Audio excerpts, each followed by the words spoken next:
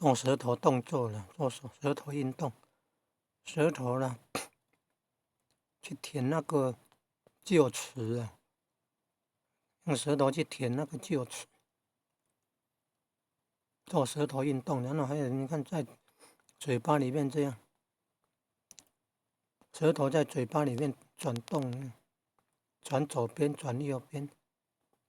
闭着眼睛，眼球转动，向左边14次，向右边14次，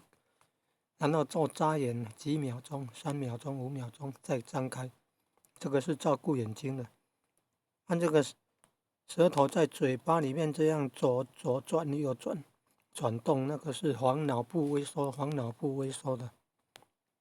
这个是教授，你看教授提出来的，做舌头的运动。那还有一个，舌底上颚，舌底上颚，你看，还有舌头，还有做舌头拉伸呢，舌头拉伸的动作，舌头吐出来，伸出来，然后缩进去的，舌头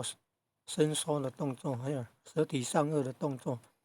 还有你看舌头剪到右脚边，右嘴角，然后剪到伸到那个伸左嘴角，伸右嘴角，这样